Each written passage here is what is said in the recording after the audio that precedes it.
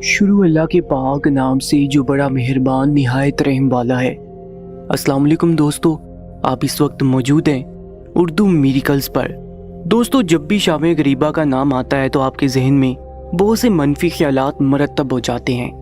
आज तक बहुत सी अफवाहें सुनने को मिलती आई हैं, जिनमें सबसे मशहूर शाम गरीबा को लेकर ये बात सामने आई है कि 10 मुहर्रम के रोज़ मगरिब के बाद शिया हजरात इमाम बारगाहों में अंधेरा करके गुनाह का इर्तिकाब करते हैं। इस मौजू पर कई किताबें मिल जाएंगी जिनमें तफसीलन जिक्र करके ये बताया जा चुका है कि शाम गरीबा को अहले तशय्युअ क्या कुछ करते हैं। मगर क्या किसी ने बजाते खुद जाकर हकीकत देखी? क्या आज तक कोई ऐसा मुसलमान जिसने अपनी आंखों से बेहयाई होती देखी हो? तमाम तर मालूमात आपको मोहम्मद सलमान नामी शख्स की ज़ुबानी सुनाएंगे। इससे पहले कि शाम गरीबा की हकीकत से आप सबको आगाह किया जाए, वो भी मोहम्मद सलमान की ज़ुबानी, अगर आप हमारे चैनल पर पहली बार आए हैं तो ऐसे ही इंफॉर्मेटिव वीडियोस के लिए चैनल को सब्सक्राइब करके साथ मौजूद बेल आइकन पर भी क्लिक कर लीजिएगा। दोस्तों, मोहम्मद सलमान का कहना है कि मैं शुरू से बेहद मजहबी था। मेरे घराने के मर्द 7 पुश्तों से इमाम मस्जिद बनते आ रहे थे। हमारे दीनी मदारिस में बाकायदा मुसलमान बच्चों को कुरान पाक पढ़ाना सिखाया जाता था, लेकिन बचपन से ही मैं अपने दादा की बनाई मस्जिद के बाहर ये लिखा हुआ देखता आया कि यहाँ पर शियों का दाखिला मना है। सिर्फ हमारे मसले के लोग इस मस्जिद में दाखिल हो सकते हैं। मैं भी चुपचाप उन्हीं की सुन्नत पर अमल करता हुआ अपनी ज़िंदगी गुजारता हुआ आ रहा था। वक्त यूं ही आगे बढ़ता गया। मेरा ताल्लुक लाहौर शहर से है और यहाँ पर जब भी मुहर्रमुल हराम आता तो बाकायदा मसाजिद में जो भी बच्चे आते यहाँ पे इमाम साहिब नमाज अदा करने के बाद लोगों की मजलिस में बैठते और लोग इससे कोई मसले मसाइल पूछते तो हर मसले के बाद यकीनन कोई ना कोई ऐसी शिर्क व बिद्दत के नाम पर बात निकल आती और हम शियों को बुरा भला कहना शुरू कर दिया करते। जो भी बिद्दत, जो भी शिरक, जिस तरह की भी बात होती, हम मिसाल शियों की देते थे। मैं भी सब कुछ सुनता और देखता आया था, लेकिन एक रोज़ हमारे मदरसे में एक 14-15 साल लड़का सवाल करने लगा, मौलवी साहब, ये शाम गरीबा क्या होती है? जैसे ही मेरे भी उस्ताद मोहतरम ने ये अल्फाज सुने तो अगले पल उस लड़के के मुंह पर जोरदार थप्पड़ मार दिया। थप्पड़ मारकर कहने लगे, आज तो तुमने ये बात कह दी, दोबारा खबरदार जो तुमने इस मदरसे की हदूद में इन अल्फाज का इस्तेमाल भी किया तो तौबा करो। वो बच्चा घबरा चुका था। उस बच्चे की देखा देखी बाकी बच्चे भी ऐसे घबराए कि दोबारा किसी ने सवाल करने की जुर्रत ना की।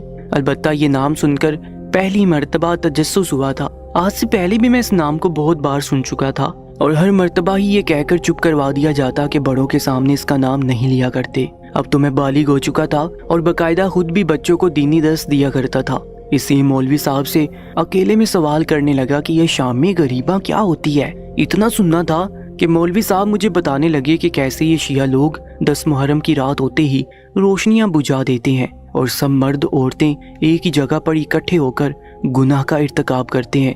मैंने ये सुना तो हैरान हुआ। शियों की तादाद सबसे ज्यादा ईरान इराक में पाई जाती है, लेकिन हमारे पाकिस्तान में भी ऐसे शिया मौजूद हैं। मैं मौलवी साहब से कहने लगा कि मौलवी साहब, अगर इज्तिमाई तौर पर इस तरह का गुनाह का इर्तिकाब किया जाता है तो अब तक पुलिस उन्हें पकड़ा क्यों नहीं? जिस तरह कादियानियों के खिलाफ आवाज़ बुलंद की गई है, आज तक शियों के खिलाफ आवाज़ बुलंद करके उन्हें यहाँ से क्यों नहीं निकाला गया? आखिर क्यों कर ये बेखियाई फैलाते फिर रहे हैं? लेकिन मौलवी साहब इस बात का मुझे कोई तसल्ली बख्श जवाब नहीं दे पाए थे। मैंने जब से सन्ने बलोगत में कदम रखा था और कुरान पाक हिफ्ज़ कर लिया था तो यही सोचा था कि बस अब जो भी हो जाए मैं कभी भी गलत का साथ नहीं दूंगा। जब भी गलत देखूंगा, चाहे मुझे अपना सर भी कटवाना पड़े, कटवाऊंगा, मगर कभी भी गुनाह पर खामोश नहीं रहूंगा। इस मर्तबा जब मुहर्रमुल हराम का चांद नजर आया तो मैं ये सोच चुका था कि बस जो भी हो जाए इस रात की हकीकत में जानकर रहूंगा। दोस्तों, मैंने 10 दिन तक इंतजार किया। फिर जैसे ही 10 मुहर्रम का रोज आया तो मैंने काले कपड़े ज़ेबतन कर लिए और शियों की इमाम बारगाह में चला गया, जहाँ पर जुलूस था। मैंने अपने कॉलर में कैमरा लगा रखा था ताकि यहाँ पर जो कुछ हो मैं रिकॉर्ड करके ले जा सकूं और बाकायदा सबूत के साथ थाने में जाकर अपील कर सकूं कि इनको जेल में डाल दिया जाए। अगर ये ना माने तो मैं पूरी कम्युनिटी को इनके खिलाफ खड़ा करके आवाज़ बुलंद करूँगा।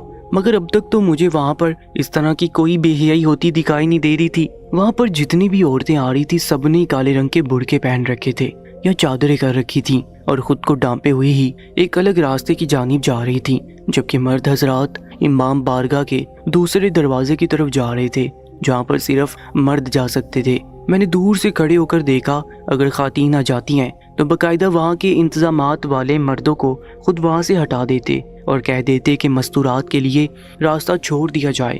میں سب کچھ دیکھتا رہا، ایک جگہ پر کھڑا ان عورتوں کو دیکھ رہا تھا جو کچھ دیر بعد شاید یہاں پر گناہ کرنے والی تھی، مگر مجھے یوں عورتوں کو گھورتا دیکھ کر انتظامیہ کا لڑکا میرے پاس آیا اور بولا کہ یہ جگہ چھوڑ دے، یہاں سے خواتین کے جانے کا راستہ ہے، اب دوسری جانب مردوں میں جا کر کھڑے ہو جائیں۔ کسی بھی شخص کا کسی بھی مقام پر زیادہ دیر کھڑے رہنا اسے مشکوک کر سکتا ہے۔ میں وہ راستہ چھوڑ چکا تھا، ہر ایک چیز پر غور کرتا رہا۔ پھر جیسے اندھیرا پھیلنے لگا اور مغرب ہونے لگی تو یہ اعلان گونجا کہ کچھ دیر بعد شام غریبہ کی مجلس شروع ہونے والی ہے۔ اسی وقت کا تو مجھے انتظار تھا۔ دوستو، محمد سلمان کا کہنا ہے کہ میرا دل بڑی تیزی سے دھڑک رہا تھا۔ میں دیکھنا چاہتا تھا کہ اب یہاں پر کیا ہوگا۔ دل میں استغفار کر رہا تھا۔ جہاں پر مرد جا رہے تھے میں بھی وہاں چلا گیا اور جا کر ایک جانب کو کونے میں دیوار کے ساتھ لگ کر بیٹھ گیا۔ وہاں پر اس وقت روشنیاں جلائی گئی تھیں۔ فی الحال تو مجھے وہاں پر کوئی بھی عورت دکھائی نہ دی، لیکن تبھی ایک دم سے وہاں پر اندھیرا ہو گیا۔ مغرب کی اذانیں ختم ہو چکی تھیں۔ نماز کی ادائیگی کے فوراً بعد ہر سو اندھیرا پھیل چکا تھا اور صرف ایک سرخ رنگ کی روشنی وہاں پر جل رہی تھی۔ جہاں پر ایک شخص سامنے کھڑا تھا اندھیرا ہونا تھا کہ ایک دم سے رونے کی آوازیں بلند ہونے لگی۔ مجھے کچھ سمجھ تو نہیں آ رہی تھی یہاں پر ہونے کیا والا ہے۔ کیا یہ لوگ اس لیے رو رہے ہیں کہ کچھ دیر بعد یہ لوگ گناہ کریں گے، یا پھر حقیقت کیا تھی؟ تبھی دیکھتے دیکھتے سامنے کھڑا ایک شخص جو کہ ان شیعہ حضرات کا ذاکر تھا، علامہ تھا یا جو بھی تھا، کہنے لگا آج تک باقی مسالک میں صرف اتنی ہی رداد سناتے ہیں، عصر عاشور امام حسین علیہ السلام کو شہید کر دیا گیا اور بس یہیں پر بات ختم ہو جاتی ہے۔ لیکن اس کے بعد کیا ہوا، کیسے مظالم ڈھائے گئے، کیا کوئی جانتا ہے؟ جس وقت 4 سالہ معصوم سکینہ بنت الحسین علیہ السلام 7 قدم دور کھڑی اپنے بابا کے گلے پر خنجر چلتا ہوا دیکھتی رہی اور پھر اپنے بابا کی سواری کے ساتھ خیموں میں جا کر اپنی پھپھی زینب کو یہ بتایا کہ بابا کو خنجر سے شہید کر دیا گیا، اس وقت خیموں میں بی بی کی کیا حالت ہوئی ہوگی، جو اس آس پر گھر سے چلی تھی کہ اس کے سر پر امام حسین علیہ السلام اور حضرت عباس علیہ السلام کا سایہ موجود ہے۔ جیسے جیسے اندھیرا پھیل رہا تھا، یزیدی فوج کے لوگ اب ان خیموں کی جانب آ چکے تھے۔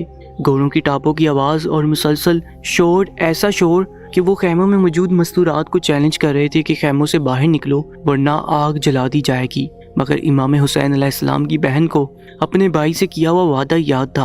امام حسین نے فرمایا تھا کہ کچھ بھی ہو جائے، بھلے ہی بے دردی سے میں شہید بھی کر دیا جاؤں، مگر اپنا قدم ان بے حیا لوگوں کی موجودگی میں باہر مت لانا۔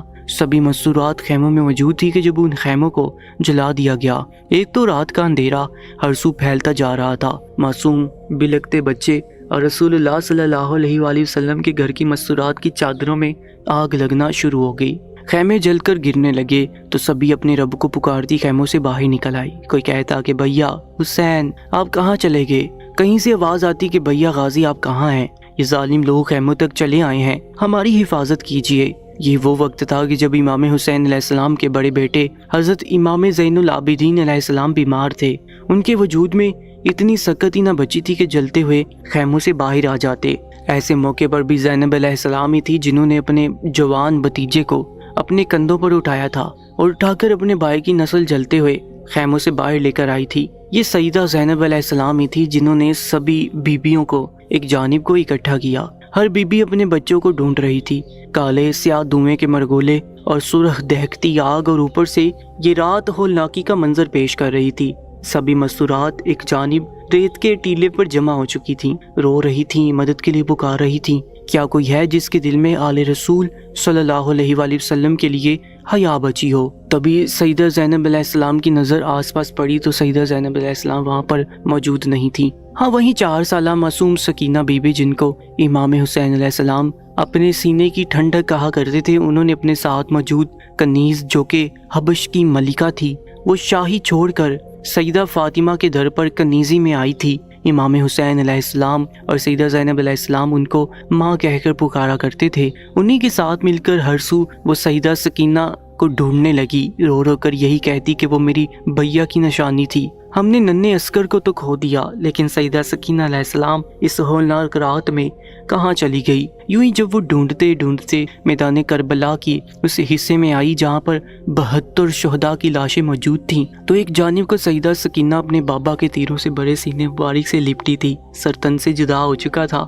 सर नेज़ों पर बुलंद कर लिए गए थे और यह मनादी सुना दी गई थी कि आला नस्ल के घोड़ों को मंगवाया जाए, इन घोड़ों को इन लाशों पर दुरा दिया जाए। सईदा सकीना अपने बाबा के पाक वजूद से जुदा नहीं हो रही थी, उनके कानों से मुसलसल लहू जारी था। रो रो कर अपने बाबा हुसैन को बतला रही थी कि बाबा, शिमर वो बालियां मेरे कानों से छीन ली जो आपने मुझे तोहफे में दी थी। उसने मुझे तमाचे मारे, मुझे खौफ आता है कि ज़िद्दी फौजी ललकार रहे हैं। उन्हें जैसे जैसे अपने बाबा की लाश से दूर किया गया और इसके बाद जुल्म की वो आंधी चली कि देखकर इंसानियत की रूह तक लरस गई। एक जानिब को जलते हुए खैमों की एक लकड़ी उठाकर सईदा ज़ैनब अब्बास बन गई थी, जबकि दूसरी जानिब वो रसूलुल्लाह सल्लल्लाहु अलैहि वसल्लम का कलमा पढ़ने वाले मुसलमान उन्हीं के नवासे के वजूद पर घोड़े दुरा चुके थे। रिवायात में ये बात भी सामने आई है कि फिजा में ऐसी आवाज़ें महसूस हुई कि जिन्हें सुनकर आसमान से खून बरसने लगा। ऐसे बहुत सी किताबें मौजूद है जिनमें मौरखीन ने लिखा है कि जब नवासे रसूल सल्लल्लाहु अलैहि वसल्लम को शहीद कर दिया गया तो मदीना में जिस भी पत्थर को उठाया जाता उसके नीचे से खून बरामद होता। लगातार खून की बारिशें होती रहीं। वो मिट्टी जो एक शीशी में हज़रत जिब्राईल अलैहिस्सलाम रसूल खुदा सल्लल्लाहु अलैहि वसल्लम को दिखाने के लिए लेकर आए थे कि करबला की मिट्टी है जिस रोज़ इमाम हुसैन अलैहिस्सलाम को शहीद किया जाएगा, ये मिट्टी सुर्ख हो जाएगी। वही मिट्टी हज़रत उम्मे सलमा अलैहिस्सलाम के पास महफूज थी। वो रोज़े अशूरा का दिन था जब मदीना में हज़रत उम्मे सलमा अलैहिस्सलाम ने उस मिट्टी को देखा। वो सुर्ख हो चुकी थी। वो इतनी रोई कि गश खाकर गिर गई और रोकर सबको ये बताने लगी कि नवासे रसूल सल्लल्लाहु अलैहि वसल्लम को शहीद कर दिया गया है। दोस्तों, गरीब किसको कहा जाता है? गरीब वो नहीं होता जिसके पास मालो दौलत ना हो, बल्कि इस्लाम की रूह में गरीब उसको कहा जाता है जिसका कोई दोस्त बाकी ना रहा हो, हर सू दुश्मन ही दुश्मन हो। मुहर्रमुल हराम में 10 मुहर्रम की शाम को शाम गरीबा इसलिए कहा जाता है क्योंकि यह गरीबों की शाम है। ये वो शाम है कि जब आले रसूल सल्लल्लाहु अलैहि वसल्लम पर जुल्म के पहाड़ टूटे थे। अंधेरे में चीखते चिल्लाते आग की जिद में हाशमी ख़ानदान के बच्चे और फिर उस यजीदी लश्कर का आले रसूल की मस्तूरात पर आकर जुल्म करना, डंके बजाकर अपनी फतह का जश्न मनाना, घोड़ों को शहीदों के पाक वजूदों पर दुरा देना और फिर हंस हंस कर अस्मत रसूल सल्लल्लाहु अलैहि वसल्लम से कहना कि बुलाओ अपने अब्बास को, बुलाओ अपने हुसैन को। जैसे होलनाक मनाजिर थे, उन मनाजिर की याद में आज भी 10 मुहर्रमुल हराम को मगरिब होते ही अंधेरे कर दिए जाते हैं, रोशनी को बुझा दिया जाता है और इस मंजर को, इस कैफियत को याद किया जाता है कि आज से 1400 साल पहले करबला के तपते सहरा में जब आंखों के सामने बाप भाई बेटे हर रिश्ते को शहीद कर दिया गया तो इसके बाद आले रसूल पर क्या बीती। ये तमाम तर वाक़या था जो वहाँ पर सामने खड़ा एक शख्स बयान कर रहा था और सुनने वालों को कुछ इस कदर मोहम्मद व आले मोहम्मद सल्लल्लाहु अलैहि वसल्लम से मोहब्बत थी, वो उसी कदर तकलीफ महसूस करके रो रहा था। दुआ है कि अल्लाह पाक हमें नेक राह पर चलने की तौफीक अता फरमाए और मोहम्मद व आले मोहम्मद सल्लल्लाहु अलैहि वसल्लम की मोहब्बत और अकीदत लम्हा ब लम्हा हमारे दिल में इजाफा करे। कमेंट सेक्शन में आमीन लिखकर हमारी इस दुआ का हिस्सा बन जाइएगा और इस वीडियो को जितना ज़्यादा हो सके अपने मुसलमान भाइयों के साथ ज़रूर शेयर कीजिएगा।